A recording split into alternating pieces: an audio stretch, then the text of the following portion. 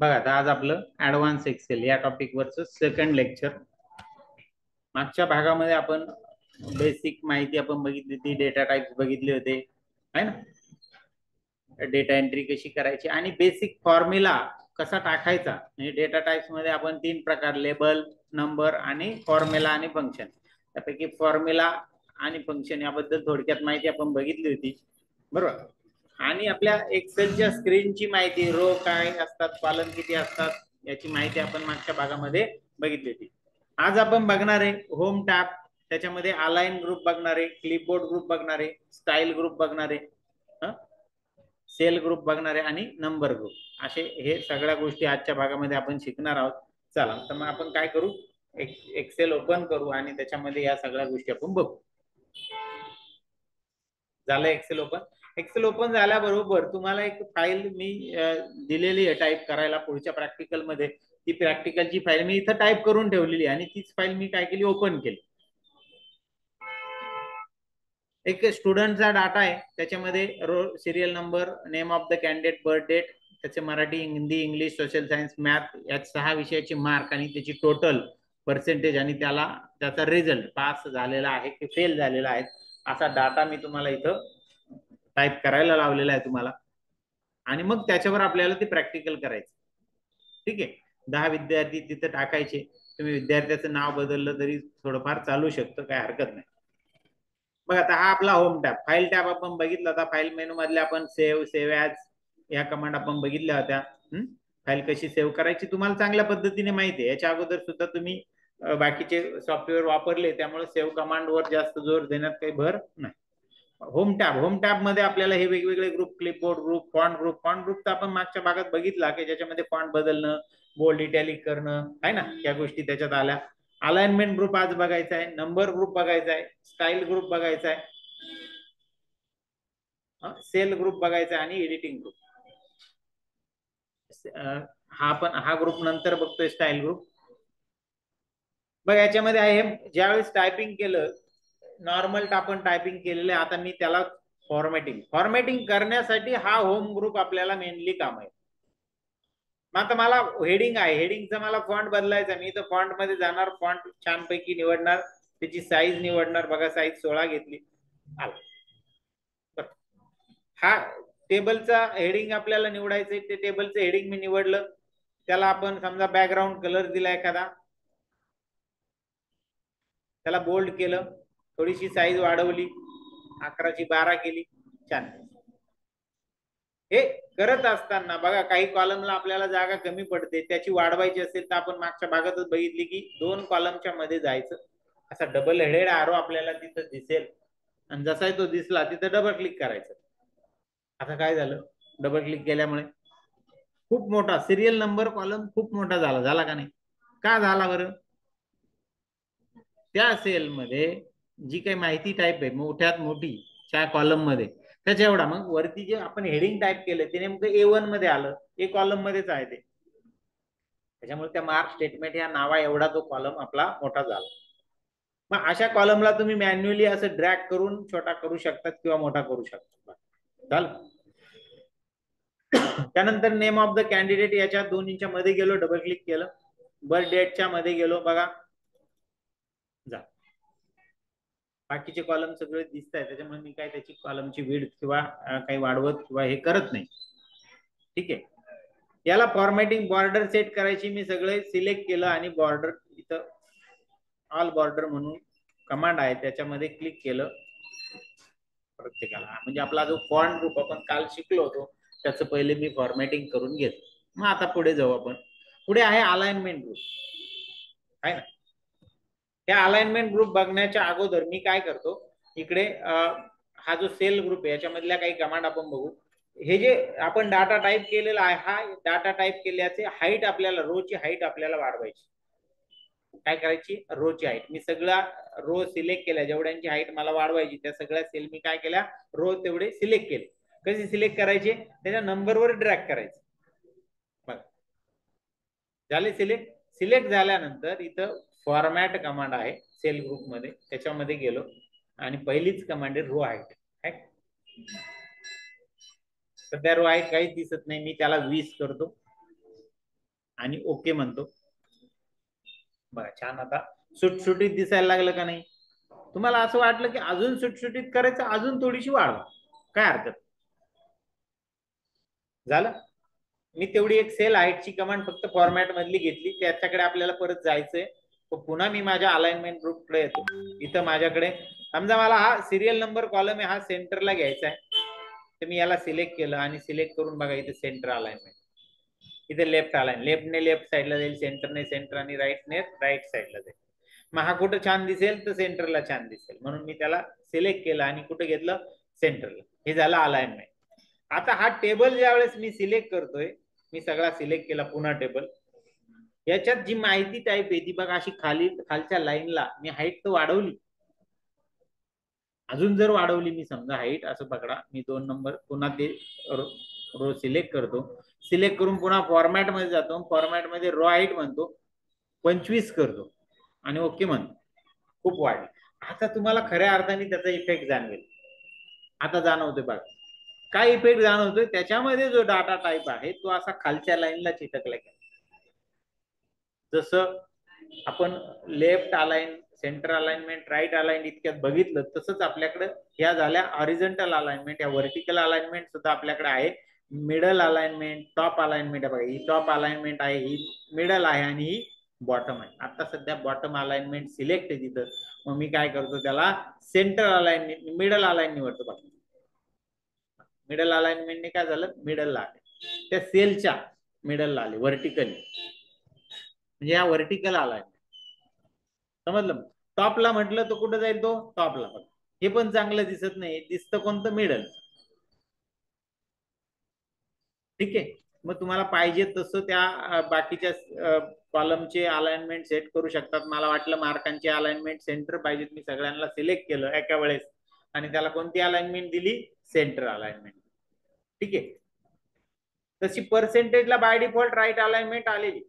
Just मी तुम्हाला सुरुवातीलाच सांगितलं, डेटा टाईप ज्यावेळेस आपण समजून सांगत होतो त्याच वेळेस तुम्हाला सांगितलं की लेबल डाटा, नंबर डाटा आणि फॉर्म्युला अँड फंक्शन असे 3 डाटा टाईप.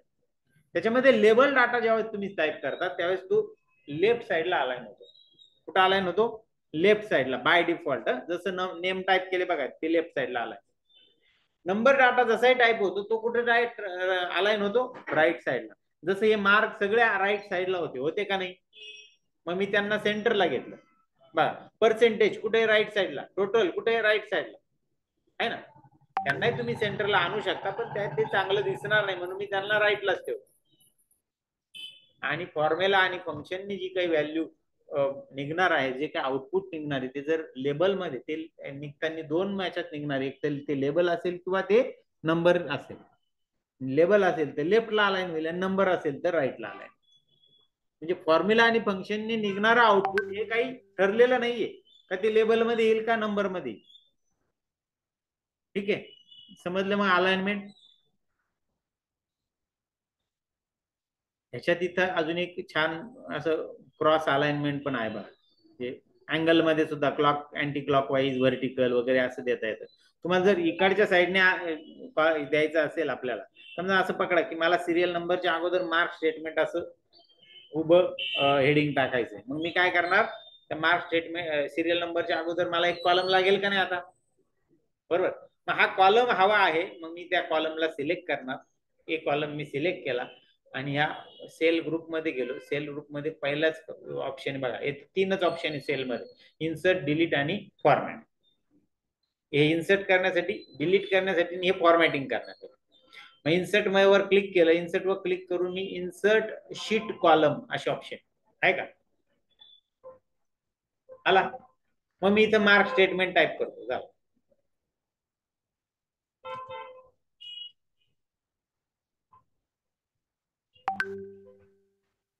उभं आलं पाहिजे तो नीट. आता हे टाईप केल्यानंतर माझ्याकडे एक छान कमांड आहे अलाइनमेंट ग्रुप मध्ये, ती म्हणजे मर्ज अँड सेंटर. बघा याच्याने काय होतं, ह्या ज्या एवढ्या ज्या सेल आहे यांची एकच सेल तयार करता येईल मला. मी आज सगळ्यांना सिलेक्ट करतो, केलं सिलेक्ट आणि इथं मर्ज अँड सेंटरला क्लिक करतो. बॉटमला गेलं. ठीक, मर्ज अँड सेंटर म्हणजे हॉरिझॉन्टली सेंटर आहे, हॉरिझॉन्टली. व्हर्टिकली नाही, लक्षात ठेवा. आता लेफ्टला होतं का नाही, मी अंडू कमांड दिली इथं आणि पुन्हा ते कॅन्सल केली ती कमांड. आता मार्क हा शब्द इकडे दिसतोय आपल्याला. ज्यावेळेस मी ही कमांड देईल ना मर्ज अँड सेंटर, त्यावेळेस काय काय दिसेल बघा तिथं, स्टेटमेंट मार्क मध्ये लपलंय, कारण की सेंटरला आलं. सेंटरला आल्यामुळे इकडची अर्धी आणि इकडची अर्धी टेक्स्ट काय झाली, हाईड झाली. कॉलमची विड्थ कमी पडली ना आपल्याला. कॉलमची विड्थ वाढवल्यावर तुम्हाला समजेल. आपल्याला वाढवायची गरज नाही, कारण की आपल्याला व्हर्टिकल अलाइनमेंट टाकायचंय तिथं, म्हणून आपण ते करतोय. झालं. आता हेच या मर्ज अँड सेंटर मध्ये पुन्हा मी अंडू कमांड देतोय.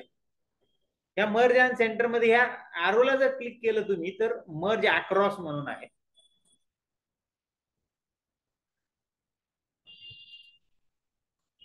ते हो व्हर्टिकली साठीच असतं ते, त्याच्यामुळे मर्ज अँड सेंटरच घेतो बघ मर्ज.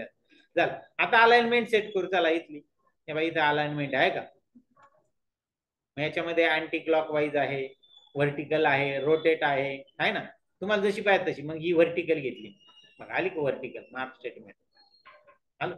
मग याच्यामध्ये इथं ह्या अलाइनमेंट मध्ये मी मिडल अलाइनमेंट सेट करतो बघ, आलं. याला थोडस बोल्ड करतो, थोडा फॉन्ट वाढवतो. चला 12 के दिसतंय छान. मग बरं, त्यानंतर परत आता मी त्याला क्लिक करतो, रोटेट टेक्स्ट अप, या पद्धतीने. अजून त्याच्यात प्रकारे अजून रोटेट टेक्स्ट डाऊन, अशा पद्धतीने दिसत, उलट दिसते.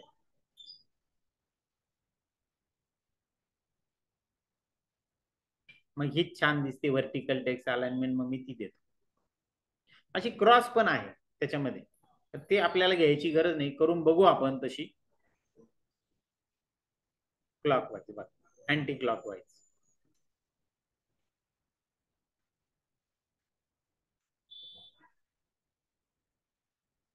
तो कॉलम ज्यावेळेस तुम्ही वाढवाल तेव्हा त्याचा इफेक्ट आपल्याला जाणवेल.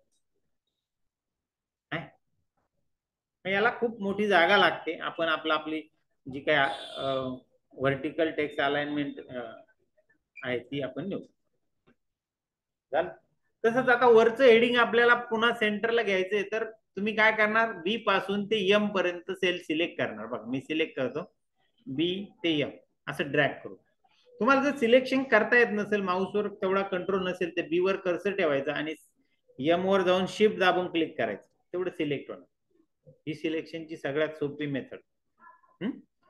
मग इथे गेलो, मर्ज अँड सेंटर म्हणतो मी, किंवा मर्ज अक्रॉस म्हणून बघू इथं. बघ मर्ज झालं, पण ते सेंटरला नाही गेलं, लेफ्टलाच राहिलं. आता पुन्हा अंडू कमांड देतो मी. तेच मी म्हटलं असतं मर्ज अँड सेंटर डायरेक्ट, तर मर्ज पण झाला असतं, हेडिंग सेंटरला पण गेला असतं. ओके समजलं. अशा पद्धतीने या अलाइनमेंट ग्रुप मधली ही मर्ज अँड सेंटर कमांड आपण बघितली. आता राहिली रॅप टेक्स्ट कमांड. कोणती राहिली, रॅप टेक्स्ट. काय उपयोग होतो त्याच्यासाठी, मला काय करावं लागेल, हा जो कॉलम आहे नेम ऑफ द कॅन्डिडेट, याला मी थोडा कमी करतो, या नावाने एवढाच करतो. ओके, माझं बसत नाहीये ना प्रिंटिंग मध्ये, एखाद दोन कॉलम कट होत आहे, मग मी त्याला कमी केलं. नाव कट झाले का इथं, नाव कट झाले का, नाही झाले, बसले का नाही, आले ना तिथं, पण वरचं हेडिंग कट झालं ना, झालं का नाही.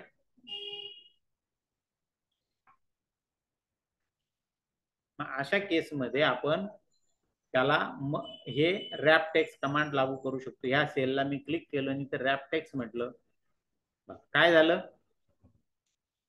पुढे जाणारी जी टेक्स्ट होती ती काय झाली, खाली आली. जी हाईड होत होती ती काय झाली, खाली आली. आलं लक्षात.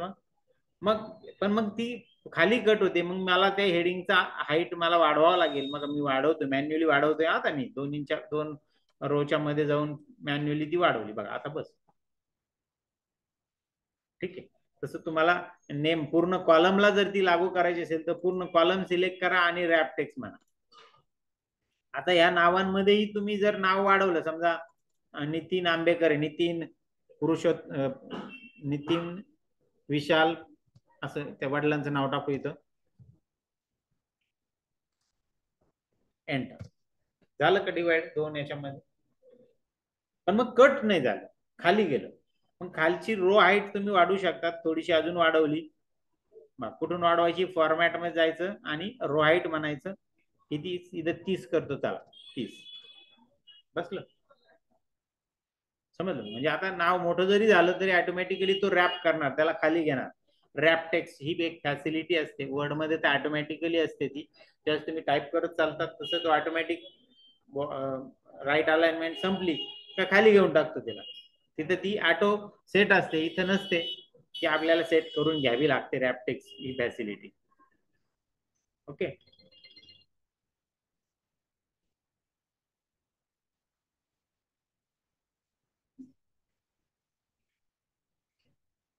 असा हा अलाइनमेंट ग्रुप. त्यानंतर आहे आपल्याकडे सेल ग्रुप. सेल ग्रुप बघण्या अगोदर आपण हा नंबर बघू, नंबरचं फॉर्मॅटिंग. आता पर्सेंटेज बघा, पर्सेंटेज कसे दिसतं इथं. काहींना 57% आहे, काहींना 48.33 आहे, याला 63.5 आहे. तुमच्या मार्कशीटवर प्रत्येकाच्या अशा येतात का 54 पडले त्याला फक्त 54 दिले का, नाही, 54.00 असं दिसतं.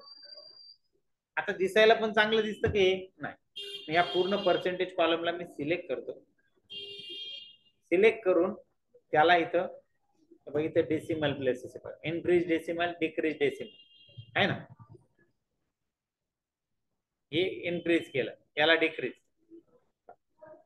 किती आले, 3 डेसिमल. याला इनक्रीज केलं तर 3 पर्यंत जातील, डिक्रीज केलं 2 आले, परत अजून डिक्रीज केलं 1च डेसिमल आला, परत डिक्रीज केलं 0 आले.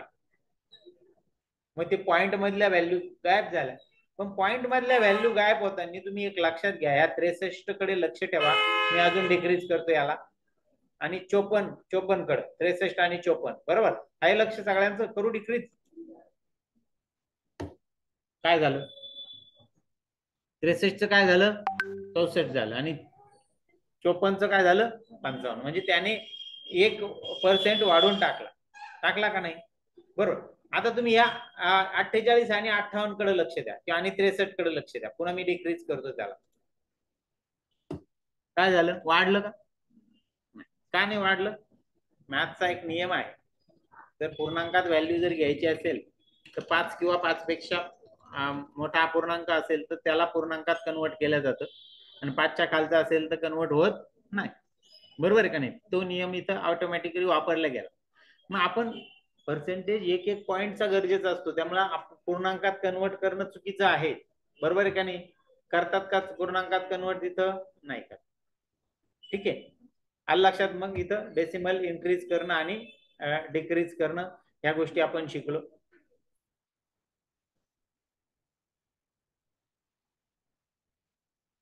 आता मी काय करतो, आपण मागच्या भागामध्ये जी काही फाईल ओपन केली होती ती ओपन आहे का, इथं आहे का बघतो मी. फाईल ओपन कमांड मी देतो. काय नाव दिलं होतं आपण त्याला, आयडियल 1, बरोबर ना. हे बघा इथं दिसते आपल्याला, लक्षात घ्या, दिसते. ही मी ओपन करतो. कुठं कुठं सेव्ह केली होती आपण फाईल, डॉक्युमेंट. मग मी डॉक्युमेंट फोल्डर निवडलं का इथं. मायक्रोसॉफ्ट एक्सेल मध्ये तुम्ही ज्या कॉम्प्युटरवर काम करतात तिथं जे काही रिसेंटली सेव्ह झालेल्या फाईल आहे त्या डायरेक्ट दिसत असतात तिथं. बघ येस्टरडेच्या फाईल, पिन केलेल्या फाईल दिसत आहे. त्या पिन केलेल्या म्हणजे हलणारच नाही, लक्षात घ्या. टुडे, आजची फाईल. जसजशा तुमच्या फाईल ओपन होतील तस तशा या खाली जातील, आणि त्या मग नंतर गायब होतील या लिस्ट मधून. पण तुम्हाला जर इथं दिसत नसेल तर तुम्ही काय करणार, मग ब्राउजला क्लिक करणार. ब्राउजला क्लिक करून तुम्ही ते डॉक्युमेंट फोल्डर निवडणार, आणि डॉक्युमेंट फोल्डर मध्ये मग तुमची फाईल शोधणार. आयडियल 01 नावाची फाईल मी शोधतो आणि ओपन. समजलं. मग दुसरी मेथड इथं जर दिसली नाही, कारण की प्रत्येकाला दिसेलच असं नाही ना तिथं, कारण की तुमच्या नंतर येणारे तिथं भरपूर विद्यार्थी असतील, ते फाईल ओपन करतील, त्यांच्या फाईल दिसतील तिथं. पण चुकीची फाईल ओपन व्हायला नको म्हणून मग मी ती फाईल ब्राउज मधून कशी ओपन करायची ते तुम्हाला मी दाखवतो. ठीक आहे, आपण शिकतोय नंबर फॉर्मॅटिंग. आपण आपल्या समोर जो डाटा होता त्या डाटामध्ये नंबर फॉर्मॅटिंग साठी आपल्याकडे डाटा नव्हता, म्हणून मी ही फाईल ओपन केली. त्याला मोठं, आता उदाहरणार्थ हे बघा, ग्रॉस सॅलरी, नेट सॅलरी, हे जे आहे ना, इथं सुद्धा मला फॉर्मॅटिंग घ्या या, इथं सुद्धा मला फॉर्मॅटिंग करायचंय. फॉर्मॅटिंग कसं करायचं, छानपैकी त्याला 1000 सेपरेटर आला पाहिजेत. आपण लिहितो ना 1,000 1000ला असं लिहितो का नाही, मग तसं 1000 सेपरेटर पाहिजेत. डेसिमल प्लेस आले पाहिजे. तर इथे नंबर फॉर्मॅट आहे. इथे गेलो मी, इथे जनरल आहे, नंबर आहे ना. आता हा नंबर जर घेतला तर या नंबरने काय होतं, त्याला डेसिमल प्लेस मिळतो. नंबर मध्ये काय डेसिमल प्लेस आहे. याच्यामध्ये काय पुढे करन्सी मध्ये छानपैकी असं करन्सी सिम्बॉल पण येतो, कॉमा पण येतो बघा. 23,000 040.00 आणि पुढे रुपीजचा साईन पण आला बघा, करन्सी साईन आहे का. बरोबर. अजून काय करन्सी नंतर अकाउंटिंग आहे, शॉर्ट डेट. आता ते हे डेटची आहे, डेट अँड टाइमची. आता समजा याला वाटलं आपल्याला करन्सी नको, याला फक्त कॉमा फॉर्मॅट पाहिजे, इथं तुम्ही कॉमा फॉर्मॅट डायरेक्ट पण आहे बघ. याला क्लिक केलं, सिलेक्ट करून बघ, कॉमा फॉर्मॅट प्लस 2 डेसिमल आले त्याला प्रत्येकाला. दिसतंय का नाही छान. मग आता या अमाऊंट बरोबर आहे का नाही. तर अशा पद्धतीने अमाऊंट काय करू शकतो आपण, फॉर्मॅट करू शकतो. या नंबर म्हणजे नंबरचं फॉर्मॅटिंग. आता राहिलं पुढे डेट, जॉईनिंग डेटचं फॉर्मॅटिंग. डेटचं फॉर्मॅटिंग सुद्धा इथून करता येतं. आता सध्या बघा 1/7/2000, तुम्ही जी डेट टाईप केली ना त्याच्याकडे लक्ष होतं का तुमचं. बघा आता गेल्यानंतर तुम्ही बघा डेट टाईप केलेली आहे, ती जी डेट आहे ना ती अशीच आली का, तुम्ही जी तुम्हाला जी दिली आहे प्रॅक्टिकल मध्ये तशीच आली का, हे बघा. नाही आली काहींची, असं तिचं म्हणणं आहे. बरोबर, उलटी आली. पहिले महिना दिसला, मग डे दिसला, मग इयर दिसला, असं पण होतं. त्या कॉम्प्युटरच्या सेटिंग वर डिपेंड असतं, लक्षात घ्या.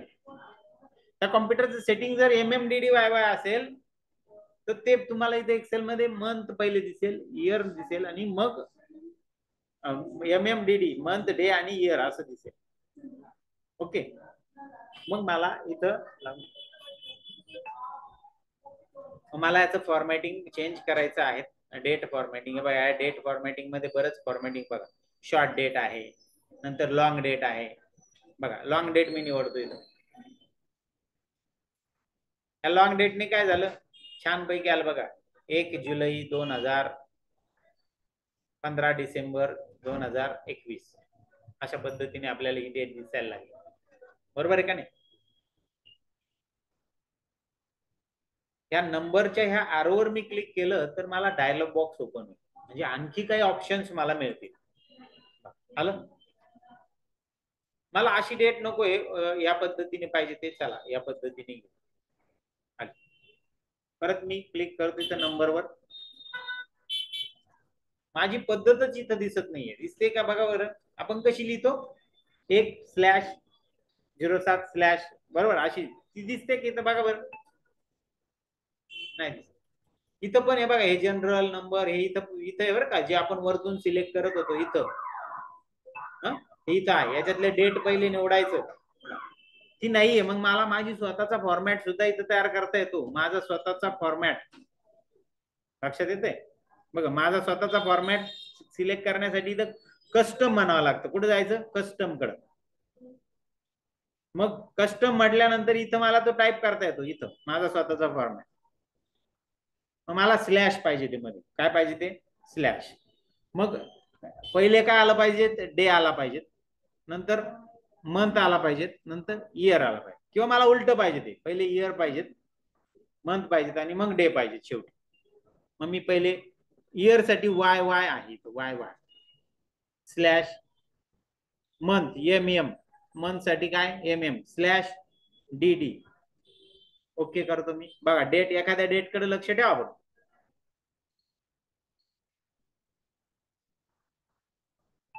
आता YY काय झालं, दोनच दिल्यामुळे दोनच अंकी इयर आलं. मग मला इथं काय करावं लागेल, पुन्हा मी जातो त्या नंबरच्या डायलॉग बॉक्स मध्ये, तिथे Y अजून 2 वाढवतो.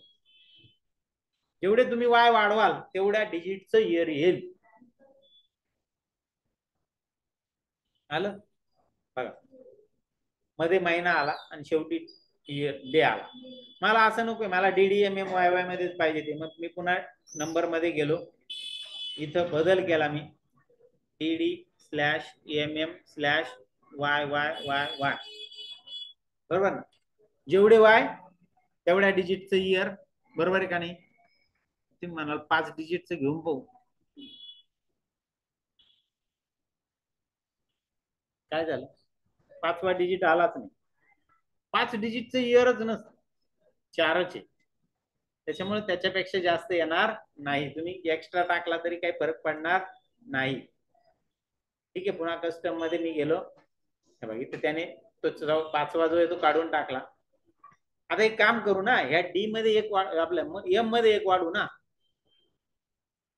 मंथ मध्ये एक एम वाढू, चालेल ना? घेईल का तो?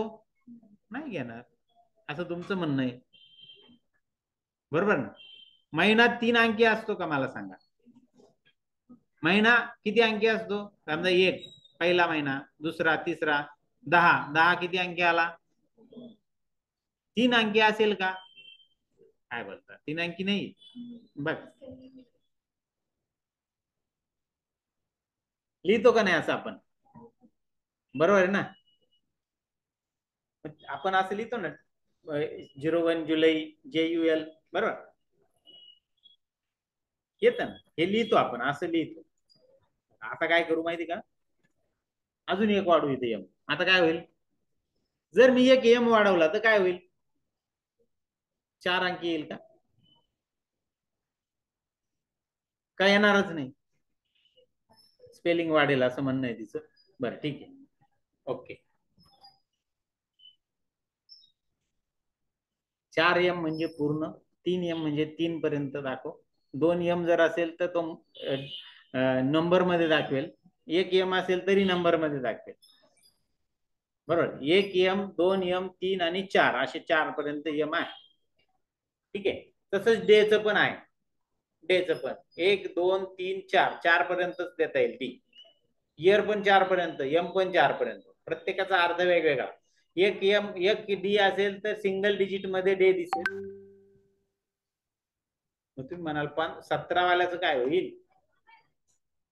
बघा, नंबर फॉर्मॅटला मी जातो.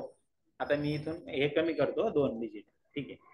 आता तुम्ही म्हणाल इथं मी जर डी 1 दिला तर काय होईल बरं? या समजा 17 वाला आहे, आता इथं बघा याच ठीक आहे, 1 जुलै वाल्याचं 1 डिजिट दिसत, या 17 वाल्याचं किती डिजिट दिसतील? 1 का 2? किती दिसतील? तो डेट चुकवणार नाही, त्याचे 17 दिसते. काय फरक पडला बरं याच्यामध्ये ते मला सांगा. एक डी दिल्यामुळे काय फरक पडला? काय फरक पडला? त्याच्या पुढचा झिरो निघून गेला. 2 डी असल्यामुळे ते एका लाईनीत दिसत होतं. आता दिसतंय का? मागे पुढे दिसते का नाही डेट? छान दिसावी याच्यासाठी आपण छान इथं आपला फॉर्मॅट असाच असला पाहिजे, 2 डीचा 2 एमचा. आता ज्या ठिकाणी सिंगल डिजिट मध्ये डे आहे त्या ठिकाणी तो त्याला डबल डिजिट करून टाकतो, म्हणजे झिरो लावतो पुढे, एवढं काम. त्याची व्हॅल्यू बदलत नाही, त्याला काय करतो झिरो.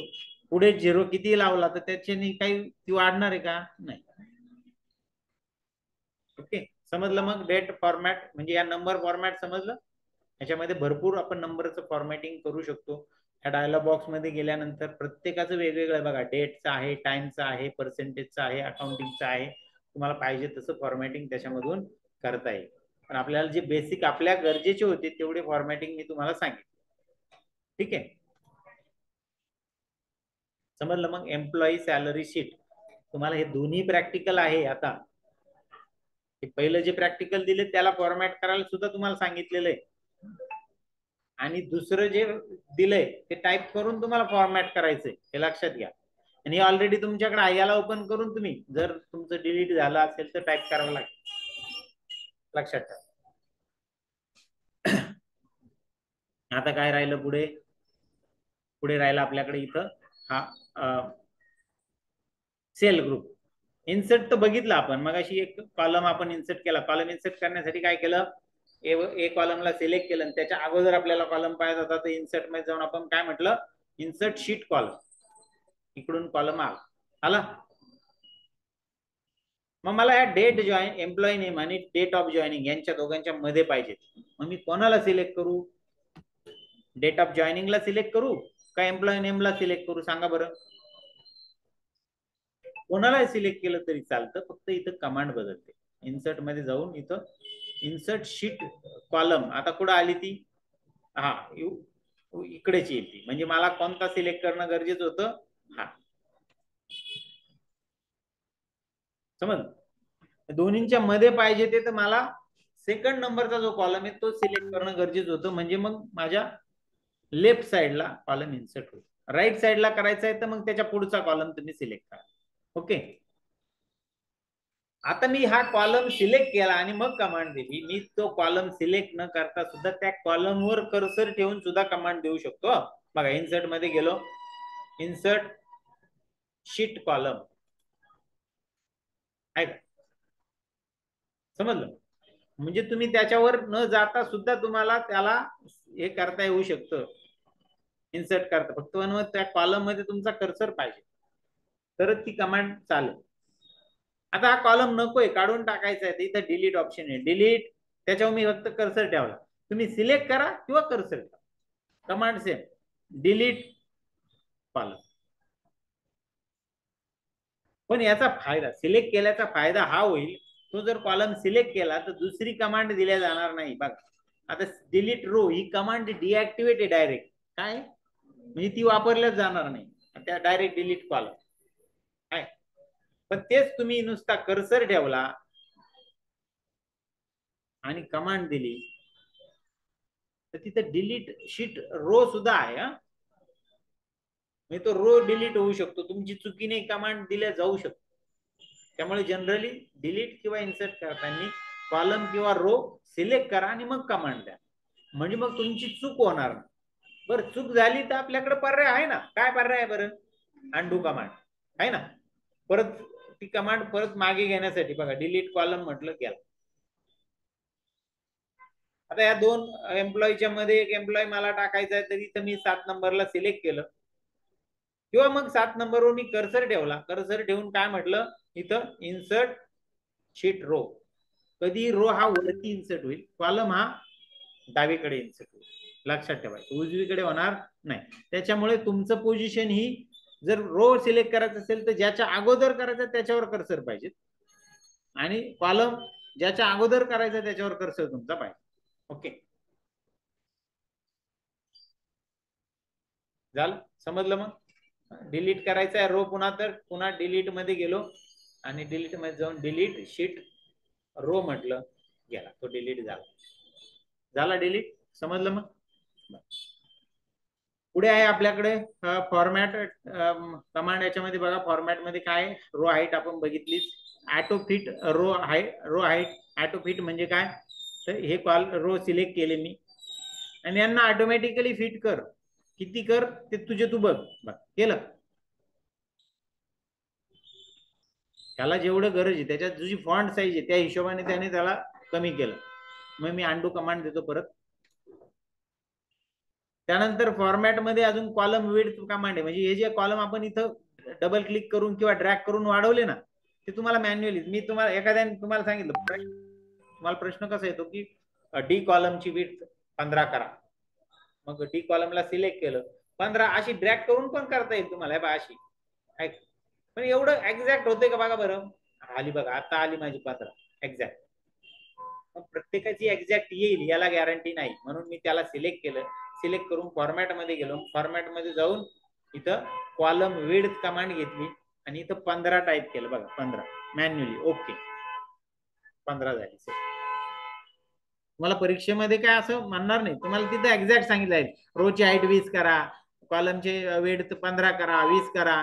आणि दुसरी म्हणजे इथं डिफॉल्ट बघा, समजा मी याला तिन्हीला सिलेक्ट केलं, सिलेक्ट करून इथं फॉर्मॅट मध्ये इथे गेलो, इथं आहे अजून एक डिफॉल्ट विड्थ. डिफॉल्ट विड्थ म्हणजे त्याची जी तुम्ही एक्सेल मध्ये एंट्री करतात त्यावेळेस प्रत्येक कॉलमची विड्थ सारखी असते, ती 8.43 असते. ओके म्हटलं तर ती 8.43 तो करेल. तर ती करण्यासाठी प्रॉब्लेम असा आहे की त्याच्यात डाटा टाईप झालेला आहे आणि तो त्या विड्थ पेक्षा मोठा आहे, त्याच्यामुळे त्याने केली नाही, ते लक्षात. ठीक आहे. आणि ज्या वेळेस तुमची कॉलमची विड्थ तुम्ही कमी कराल मॅन्युअली बळजबरी, काय झालं, आता न्यूमरिक जर डाटा असेल तर तो अशा पद्धतीने तिथे येईल. याचा अर्थ कॉलमची विड्थ कमी झाली आणि लेबल डाटा असेल तर तो कट होईल. येते लक्षात. नंबर किंवा डेट अँड टाइम मधला डाटा असेल तर अशा पद्धतीने त्याला हॅश हॅश हॅश येऊन जातील, एरर येऊन जाईल तिथं. म्हणजे याचा अर्थ विड्थ कमी पडते, मग तुम्ही त्याला वाढवा. बा समजलं. मग असा हा आपला फॉर्मॅट मेन. त्या याच्यातले काही कमांड राहिले हे आपल्याला पुढे जाऊन बघायचे आहे. बरोबर. त्या प्रॅक्टिकलशी रिलेटेड आपण शिकवणार आहे. आपण काही सगळ्या कमांड एका खड्डी शिकून नाही टाकणार. जसं प्रॅक्टिकल ना, प्रॅक्टिकल सिरियल, कारण त्या तुम्हाला वापरल्या पण गेल्या पाहिजेत ना तुमच्या प्रॅक्टिकल मध्ये. बरोबर. मी तुम्हाला शीट डिलीट करायला शिकवायचं आणि शीट डिलीटची कमांडच येणार नाही त्याच्यामध्ये, त्याचा उपयोग नाही. बर.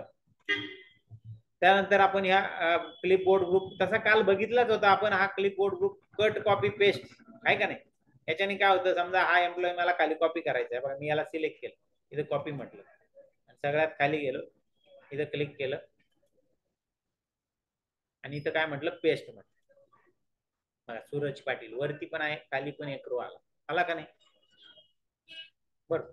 आणि ही कट कॉपी पेस्ट, कटने काय होणार, अजय माळी याला सिलेक्ट केलं, इथून कट म्हटलं आणि इथं पेस्ट केलं, इथून तो निघून गेला, खाली आला, पण तो रो काय झाला, ब्लँक झाला. त्याला तुम्हाला डिलीट करावं लागेल. डिलीट मध्ये जाल, डिलीट रो म्हणाल, डिलीट झालं. ठीक आहे, समजलं. अशा पद्धतीने कट आणि कॉपी कमांड. आणि ह्या कॉपी कमांडचा उपयोग आपण काल फॉर्म्युला कॉपी करण्यासाठी सुद्धा बघितला का नाही. बघ, ही जी अमाऊंट आली ही कशी आलेली आहे, सम फंक्शन. आता समजा मी एक काढला, इथं मी याला डिलीट करतो, तो फॉर्म्युला इथं टाकला आपण, सम E3 ते G3 हे फंक्शन आपण टाकलं. हे फंक्शन आपल्याला खाली कॉपी करायची फंक्शन, तर इथं मी कॉपी म्हणणार, बाकीच्या सेलला सिलेक्ट करणार आणि तिथं काय म्हणणार, पेस्ट म्हणणार. तो सेम फॉर्म्युला खाली कॉपी झाला, पण कॉपी होताना फॉर्म्युला ऑटोमॅटिकली बदलला. बघा, जिथं वरती इथं लक्ष द्या, या ठिकाणी बरोबर, ज्या ठिकाणी E3 ते G3 होतं, खाली गेल्यानंतर ते काय झालं, E4 ते G4 झालं. आणि शेवटी बघा, शेवटच्या याला काय झालं, E14 ते G14 झालं. बरोबर आहे का.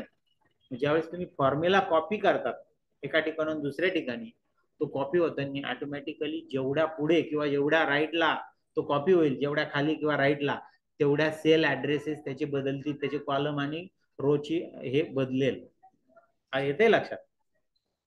हा त्या एक्सेलचा फायदा आहे. याला रिलेटिव्ह रेफरन्सिंग असं म्हणतात. काय म्हणतात, रिलेटिव्ह रेफरन्सिंग. जसं तुम्ही पुढे कॉपी कराल त्याच्या रिलेशन नुसार ते बदलेल ऑटोमॅटिकली. बरोबर आहे का नाही.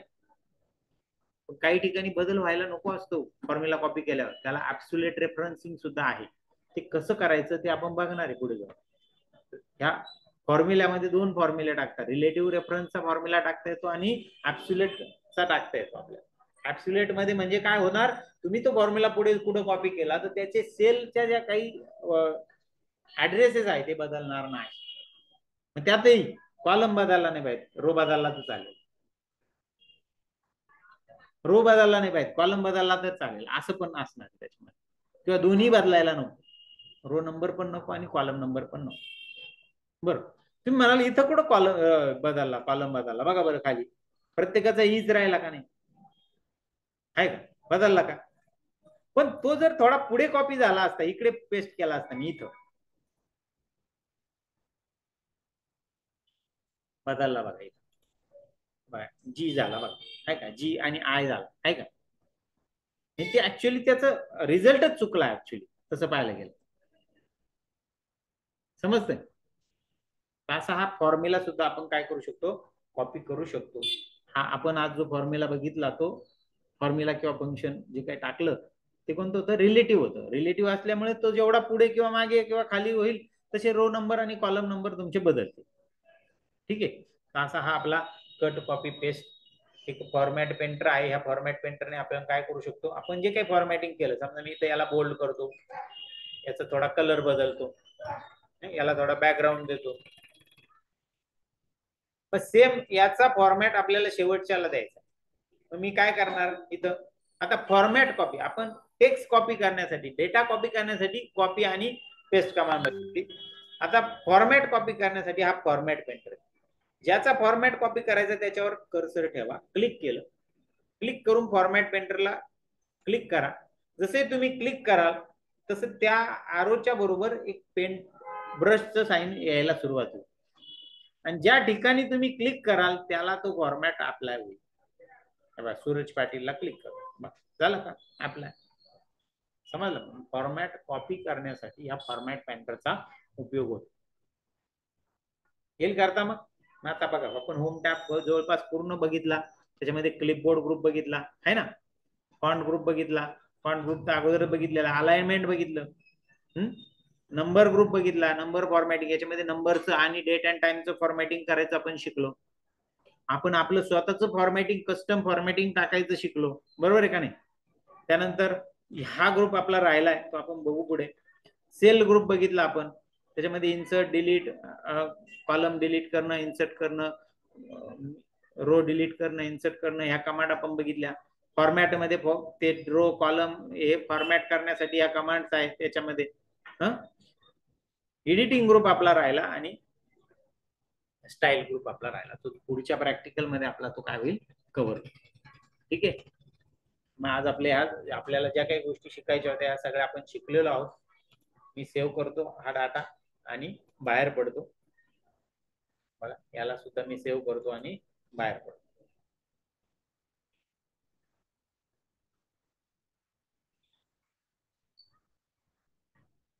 सेव्ह करायचं राहिलं, मी सेव्ह करतो. त्याला फाईलला नाव द्यावं लागेल मला. फाईलला नाव मी इथं देतोय, डॉक्युमेंट फोल्डर मध्ये सेव्ह करतो ती फाईल, IDL-02.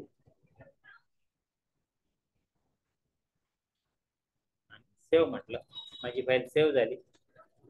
आलो आपण आपल्या प्रेझेंटेशन मध्ये. बघा एवढ्या सगळ्या गोष्टी शिकलो आपण. अलाइनमेंट ग्रुप बघितला, क्लिपबोर्ड ग्रुप बघितला, style group, cell group, number group, या सगळ्या गोष्टी आपण बघितल्या. स्टाईल ग्रुप आपला राहिलाय.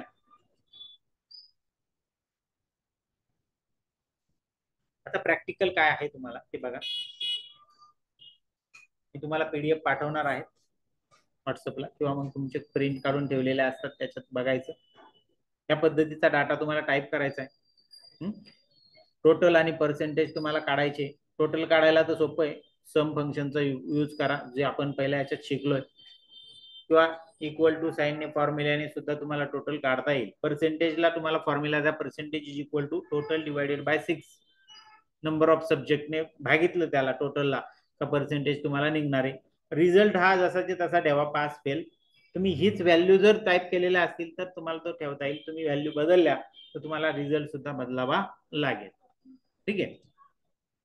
मग बाकी कमांड खाली दिलेले आहे तुम्हाला. रोची हाईट बदलायला लावली, कॉलमची हाईट, मिडल अलाइनमेंट, या सगळ्या कमांड आपण ज्या शिकलो त्या कमांड सगळ्या याच्यामध्ये करायला लावलेल्या आहेत. बरोबर. याच्यामध्ये थोडस काही गोष्टी राहिल्या त्या आपल्या शिकायच्या. तर मी पुन्हा एकदा आपल्या याच्याकडे जातो, एक्सेल कडे, आणि ते स्टाईल ग्रुप मधल्या काही कमांड्स राहिल्या आपल्या त्या बघून घेऊ आपण पुन्हा एकदा. फाईल ओपन करतो मी, ती आहे ती IDL-2. बर, ही फाईल ओपन झाली. या फाईल मध्ये या स्टाईल ग्रुप मधल्या स्टाईल, आता जे आपण हे मॅन्युअली इथं जे हेडिंगला कलर दिला, बोल्ड इटॅलिक केलं, ते रेडीमेड आपल्याकडे सेल स्टाईल म्हणून कमांड आहे. काही स्टाईल्स दिलेल्या आहे बघ, आहे का. पाहिजे ती सेल स्टाईल निवडून तुम्ही त्याचं फॉर्मॅटिंग करू शकता. ओके. कोणत्याही सेल, कोणत्या याला बघ, सेल स्टाईल हे घे. त्याच्यानंतर फॉर्मॅट टेबल म्हणून कमांड आहे. हा पूर्ण टेबल तुम्ही सिलेक्ट केला, हा टेबल सिलेक्ट करून तुम्ही रेडीमेड इथं फॉर्मॅटिंग दिलेलं आहे. त्याच्यापैकी कोणतेही फॉर्मॅटिंग तुम्हाला निवडता येईल. आलं. हे रेडीमेड, त्याची कॉलमची विड्थ, रोची हाईट, हे सगळं तो मॅनेज करतो, तुम्हाला द्यायची गरज नाही. बघ आता इथे ऑटोमॅटिक डिझाईन आलं, मग इथून तुम्ही पाहिजे तसं बदलू शकतात. नंतर एक नवीन डिझाईन टॅब तिथे ऍड झाला. पुन्हा मी होम टॅबवर येतो. समजली मग ही फॉर्मॅट टेबल कमांड. याला मी कॅन्सल करून टाकतो, अंडू करतो.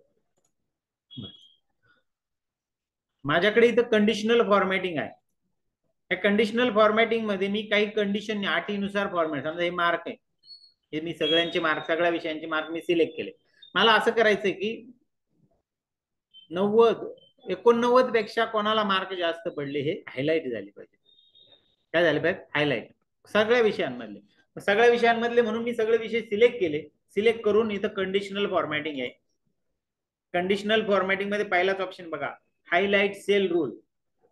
त्याच्यामध्ये बघा greater than, less than, between, equal to असं दिलेलं आहे. मग इथे मी ग्रेटर दॅन देतो. काय देतो? Greater than. ग्रेटर दॅन किती?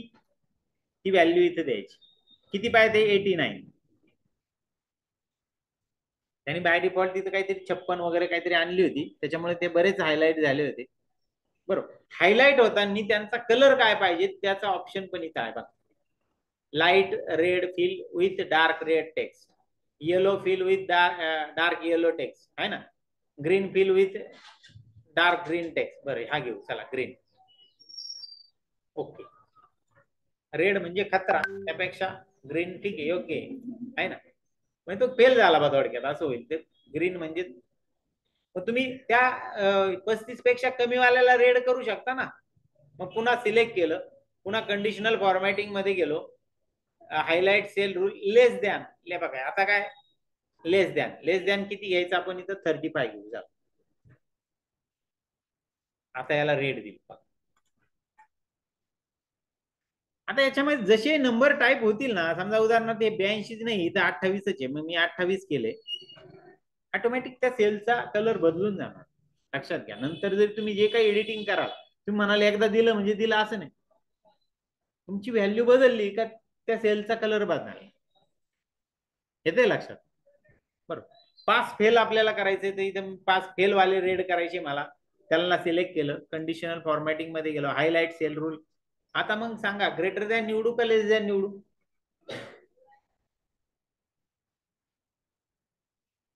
का बिटवीन? बिटवीन म्हणजे काय? तर 35 पासून ते 50 पर्यंत, म्हणजे ती दोन व्हॅल्यू विचारेल तो आपल्याला. 35 आणि 50 अशा दोन व्हॅल्यू आपल्याला द्यावे लागेल. बरोबर. इक्वल टू, इक्वल टू म्हणजे मॅच होणारी, सेम. आता इथे इक्वल टू आपल्याला द्यावा लागेल. काय द्यावा लागेल? Equal to. मी इक्वल टू देतो आणि इथं फेल टाईप करतो. फेल. फेल वाल्यांना रेड. झालं का? Red highlight. समज म्हणजे तिथे equal to, greater than, between या सगळ्या गोष्टी तिथं येतात. अशा पद्धतीने तुम्ही एक कंडिशनल फॉर्मॅटिंग पण करू शकता. सेव्ह करतो मी या फाईलला आणि क्लोज करतो. म्हणजे आपला जो स्टाईल ग्रुप होता, तो जो राहिला होता, तो पण आपला कव्हर झाला. ठीक आहे. मग या प्रॅक्टिकल मध्ये तुम्हाला त्या सगळ्या गोष्टी करायला लावलेल्या आहे. त्या करता आल्या नसत्या म्हणून मी पुन्हा मागे जाऊन त्या तुम्हाला शिकवलं त्या सगळ्या गोष्टी. ठीक आहे. इथं सगळ्या प्रॅक्टिकल दिलेलं आहे. याची पीडीएफ मी तुम्हाला टाकतो, ग्रुपला पण टाकतो, प्लस तुम्ही प्रिंट पण राहील, तुम्ही करा. त्याच्यानंतर तुमचा एम्प्लॉई सॅलरी स्टेटमेंट, त्याच्यावर सुद्धा तुम्हाला फॉर्मॅटिंग करायचंय. त्याची खाली टोटल काढायची तुम्हाला, आहे ना. काढली पहिल्या याच्यामध्ये नाही ना. टोटल सॅलरी किती पेड करायची या महिन्यामध्ये, त्याचं आपल्याला खाली टोटल पण काढायची. आपण सम फंक्शन शिकलेलो आहे मागच्या वेळेस, तर सम फंक्शनचा वापर करा आणि त्याच्या आधारे तुम्ही ती टोटल काढा. या प्रॅक्टिकल भरपूर मोठं आहे, ते तुम्हाला करायचं आहे. आणि मार्क स्टेटमेंट ज्यावेळेस फॉर्मॅट होईल त्यावेळेस ते या पद्धतीने दिसेल, ते पण तुम्हाला दाखवेल. ठीक आहे. आज आपण इथं थांबू.